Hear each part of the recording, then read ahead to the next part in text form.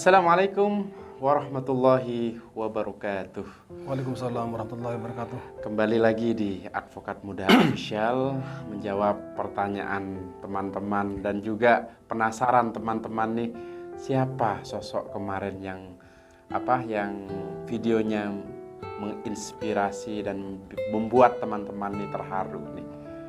Oke, telah hadir bersama kita di sini Bapak Aibtu Soekardi. Assalamualaikum Bapak. Waalaikumsalam warahmatullahi wabarakatuh. Bagaimana kabarnya Bapak? Alhamdulillah baik. Alhamdulillahirrabbilalamin. Nah, ini banyak pertanyaan nih Bapak. Ingin teman-teman ini bertanya, Bapak ini dinas di mana dan seperti apa perjalanan karirnya juga hingga berada di Polsek Wonosari, dan seperti apa kesannya kemarin kok tiba-tiba Bapak langsung spontan seperti itu? Apakah memang itu yang dilakukan setiap saat oleh Bapak? Oke, untuk pertama kali Bapak bisa perkenalkan dan perjalanan dinasnya seperti apa? Baik, terima kasih atas waktu yang diberikan kepada saya. Saya merasa terhormat Hadir di studio kita ya. Betul. Tugas saya di Polsek Wonosari itu sebagai KSPKT. Bisa dijelaskan KSPKT ini apa? KSPKT itu Kepala Sentra Kepolisian Masyarakat Terpadu ya. Artinya tugasnya di secara global. Tugasnya terutama ya pelayanan masyarakat, laporan pengaduan. Tapi di samping itu juga bisa melakukan tindakan TP/TKP atau melakukan pertolongan kepolisian buat masyarakat yang sangat membutuhkan pertolongan. Artinya secara garis besar dinas di Wonosari di bagian SPKT yang menerima laporan, pengaduan dan lain sebagainya. Betul. Cuma di sisi lain juga ada tugas-tugas lain yang juga Bapak laksanakan kan begitu. Betul. Sebelum dinas di Wonosari, Bondowoso, Jawa Timur nih Pak, dinas di mana dulu? Saya dari tahun 88 dulu sampai tahun 2006 itu tugas di Jakarta. Jakarta? Pernah di Jakarta? Betul, di Satuan Brimob Polda Metro Jaya. Di Satuan Brimob Polda Metro Jaya. Berapa tahun di sana? 18 tahun. Berapa? 18 tahun. 18 tahun, subhanallah. Setelah dari Brimob ke? Polda Jatim. Setelah di Polda Jatim saya di Polwil Besuki waktu itu. Saya di Resmo Polwil saya. Di Resmo. Setelah likuidasi Polwil bubar, saya di Polres Bondowoso ditempatkan di Polsek Sempol. Di Polsek Sempol. Oh, di Ijen itu ya? Betul. Di sahabat-sahabat mungkin kalau Sempol enggak tahu, tapi kalau Ijennya kan terkenal nih. Ada Geopark, ada apa itu macam-macam. Jadi di sana beliau bertugas. Terakhir di Polsek Wonosari. Polsek Wonosari. Nah, kesan-kesan selama menjadi anggota Polri, Pak? Atau Bapak bisa menceritakan apa yang membuat Bapak ini sebagai anggota Polri ini yang sangat berkesan, Saya pengalaman yang sangat luar biasa buat saya itu ya. Itu waktu saya dipercaya pimpinan untuk menjaga tahanan pelaku bom Bali di Polda Metro Jaya. Tindak pidana terorisme itu? Betul. Jadi Bapak pernah menjaga mereka? Betul. Kalau tidak salah pelakunya lumayan banyak itu ya? Sekitar waktu itu dibagi dua, yang sebagian di Mabes Polri, sebagian lagi di Polda Metro. Polda Metro itu diantaranya yang masih saya ingat itu Mas Ali Imron, Ali Witono. Wah, Pak Ali. Terus nama-nama yang lain saya lupa, tapi ada yang suatu cerita yang sangat mendalam sampai hari ini masih teringat ke saya. Apa itu? Nah, ini juga bisa kita ambil hikmahnya nanti. Gimana? Betul. Jadi gini, waktu itu hari pertama saya jaga tahanan teroris itu, waktu duhur itu saya pengen sholat duhur, mau nyari masjid. Kok saya dengar dari ruang satu blok tahanan napi ter itu ada suara adzan. Saya ngapain saya jauh-jauh ke masjid kalau emang ada di sini ada ini. Ada tempat beribadah lah ya. Betul. Padahal saya tuh ngeri juga sebenarnya. Ini kan pelaku teroris. Kenapa saya? Ya, tapi ya lillahi ta'ala lah. Saya kalau emang saya ajal saya di situ ya udah biar nggak apa lagi tuh pikiran saya waktu itu. Gitu. Akhirnya saya sholat. Setelah sholat, selesai sholat, lalu dia antara melingkar gitu ya, semacam tausiah, dia nuding saya, salah satu di antara mereka tuh Di antara iya. napi teroris ini. Betul, betul. Ya, ya, ya. Ya silakan nanti misalnya Mas Ali Imron misalnya dengar dengar konten ini misalnya ya mau counter silakan gitu. Iya, Tapi saya masih ingat kejadian seperti itu ya. Iya, iya, gimana? Jadi setelah sholat itu mereka ngatain saya, maksudnya yang kritik saya paling benci sama polisi, kenapa kok ente kok di sini, kalau di sini bilang gitu. Saya bilang Mas, mohon Artinya maaf. Pak Ali Imronnya ini. Bukan yang Oh, lain, yang lain, bukan yang Ali lain, Imron, yang lain. ya. Akhirnya. Saya bilang Mas, mohon maaf ya. Saya terus terang masalah agama saya nol, saya nggak pernah di pesantren, saya hanya ngaji di Langgar, saya bilang gitu. Iya, iya, iya. Saya pengen belajar agama dari sampean, kok saya kelihatan sampean ini orang-orang sangat-sangat ini sangat militan sekali terhadap agama. Iya. Saya bilang gitu waktu itu. Cuma ada 3 pertanyaan yang ini yang perlu saya tahu jawaban dari sampean. Jadi di antara yang saya sampaikan tuh di antaranya sebelum itu saya baca sebuah buku. Buku itu bercerita tentang Sayyidina Abu Bakar yang akan memenggal kepalanya orang kafir. Nggak jadi karena sang kafir ini meludah ke arah wajah Sayyidina Abu Bakar. Terus yang kedua, itu saya baca sebuah hadis, ya mohon maaf saya nggak menguasai, tapi saya hanya tahu isinya aja.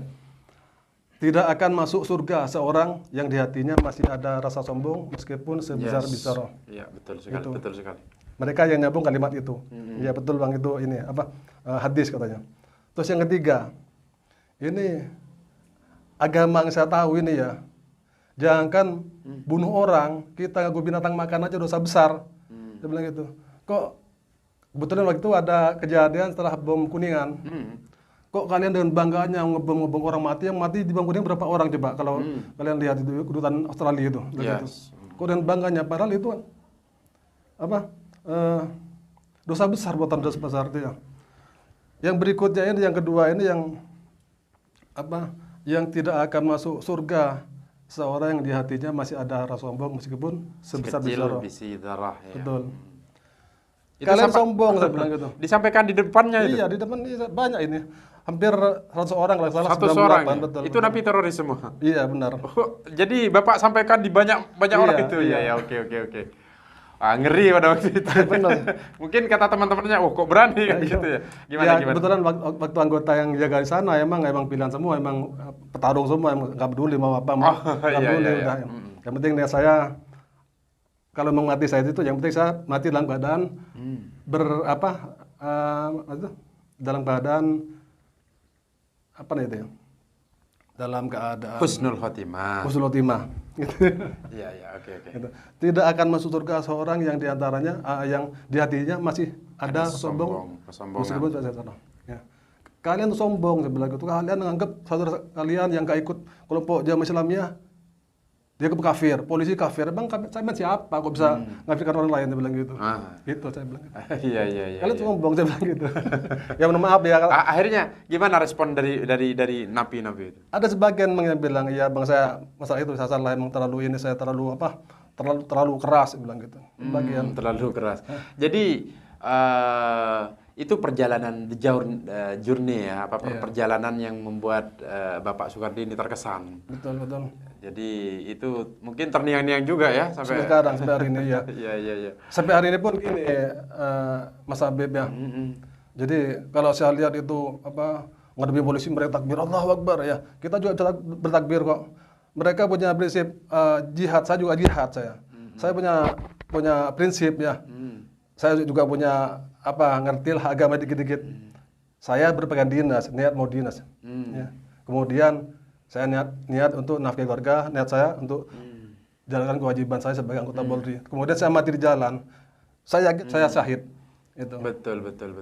Nah, dukanya selama menjadi menjalani karir ini, Pak. Iya.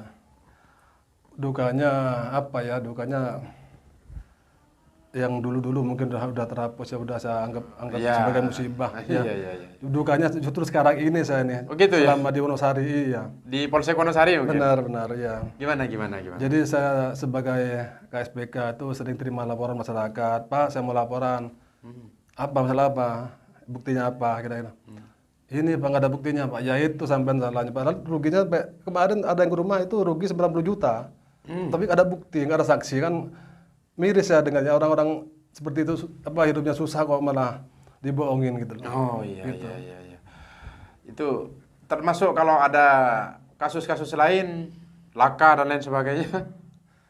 Ya benar-benar ini buat masyarakat Bondowoso terutama ya, karena saya di Polsek Wonosari, saya tuh pernah nangani laka terakhir nih orang Jumpong. Nah, kebetulan ini yang di depan yang pengemudi ini sama yang dibonceng ini kenal tapi nggak tahu rumahnya. Yang dibonceng ini luka parah dibawa ke puskesmas, sedangkan yang meninggal ini dibawa ke RSUD.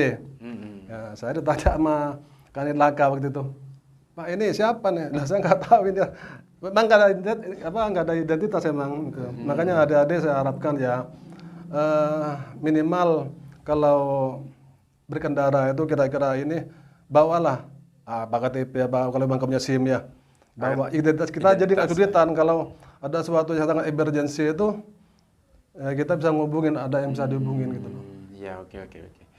Jadi itu ya sahabat-sahabat perjalanannya Bapak Aibtu Soekardi, sosok yang kemarin menjadi pertanyaan penasaran sahabat-sahabat, seperti apa sosoknya beliau itu. Domisili di mana Pak domisili? Saya di Desa Kelapa Sawit. Jadi sama, pengacaranya ini, lawyernya yang nanya ini juga orang desa, ternyata beliau juga orang desa. Desa mana itu Pak tepatnya? Desa orang Sabit bilang.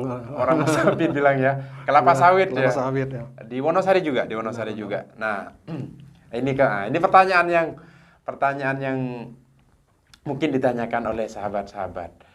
Kemarin waktu kita lagi ngadakan challenge itu Pak, nyangka enggak kalau itu dari tim advokat muda official Pak? Tidak ada, saya pikir memang laporan biasa seperti biasa itu. Oh gitu ya. Makanya sampai sekarang saya agak-agak trauma juga, siapa ini ada kamera enggak gitu. Jadi kemarin ini ketika saya bilang sama Bapak, Pak saya mau pulang, kebetulan saya ada ongkos mau pulang, saya mau gadaikan kacamata, apa yang ada di perasaan Bapak pada waktu itu? Artinya ngelihat saya, gimana ngelihatnya saya pada kemarin?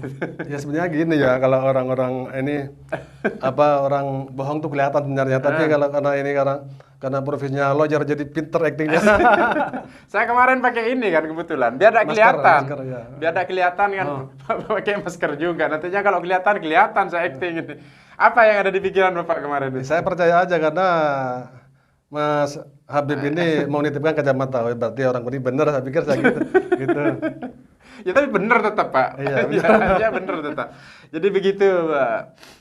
Jadi pelajaran sahabat-sahabat yang dapat kita ambil, satu, bahwasanya seorang bapak polisi tadi menyampaikan yang dia kutip dari hadis, tidak akan masuk surga seseorang yang masih di dalam hatinya itu ada kesombongan, keangkuhan sebesar biji zarrah. Ya gitu, saking kecilnya. Intinya kita tidak boleh angkuh, kita tidak boleh sombong, kita tidak boleh petentang-petenteng kita paling hebat. No, bukan. Itu. Yang kedua, hikmahnya yang dapat kita ambil bahwa kita harus berbuat baik kepada siapapun. Bahkan tidak hanya kepada manusia, kepada dalam dalam contoh ketika kurban menyembelih pun ada adabnya kan gitu kan. Betul. Bahkan kita mau ke kamar mandi, mau makan semuanya ada adabnya. Karena apa? Bagi kita yang beragama Islam, Rasulullah itu misinya apa? Satu cuma, innama bu'istu liutammimah makarimal akhlak. Sesungguhnya aku diutus untuk menyempurnakan akhlak. Artinya tolak ukurnya akhlak. Tolak ukurnya akhlak apa? Yaitu menebar kebaikan, berbuat baik untuk sesama. Jadi begitu sahabat-sahabat. Satu kalimat terakhir dari Bapak. Satu kalimat terakhir untuk sahabat-sahabat nih. Ya, terutama untuk ini ya, untuk rekan-rekan saya anggota Polri ya. Yes. Kita tidak boleh ragu-ragu dalam bertindak dalam tugas ya. Ya, kalau kita udah keluar dari rumah niat-niat dinas, ya nggak usah takut mau siapa, kalau mereka mana aja yang gini kita hadapi aja, nggak usah takut-takut ya. Kalau masalah ajal tuh Allah yang ngatur, nggak boleh ada keraguan. Polri terus berani, nggak boleh ada toleransi, apalagi mereka udah mancing-mancing untuk nyancing kerusuhan itu, ya. Betul, betul. Jadi Kita wajib berani atau tetap harus bisa menghadapi mereka, nggak usah lari dari kenyataan. Oke, itu untuk anggota Polri. Untuk sahabat channel official. Untuk sahabat-sahabat channel official ya, mari kita dukung keberagaman di Bondowoso ini jangan sampai rusak. Selama ini Bondowoso kondusif, tidak ada masalah apapun. Orang yang dari luar Bondowoso pasti akan memuji, wah saya senang di Bondowoso. Dari kota sampai tempat terpencil di Ijen sana, semua aman kondusif, tidak ada preman di sini. Ya, oke. Jadi begitu ya sahabat-sahabat. Dari saya quote satu saja. Berbuat baiklah kepada siapapun. Tapi ingat, di sisi lain kita harus, yang disampaikan Bapak tadi, lillahi ta'ala, ketika kita sudah niat keluar untuk ibadah, sudah, tidak usah takut kepada siapapun. Karena apa? Karena insya Allah kita akan dilindungi oleh Allah selama kita tetap menebarkan kebaikan dan berjalan di jalan kebenaran. Demikian sahabat-sahabat, bersama saya Nurul Jamal Habaib, Advokat Muda Official, dan bersama Bapak Sukardi. Bapak Aibtu Sukardi. Wallahul muwaffiq ila aqwamit thoriq. Wassalamualaikum warahmatullahi wabarakatuh. Waalaikumsalam warahmatullahi wabarakatuh.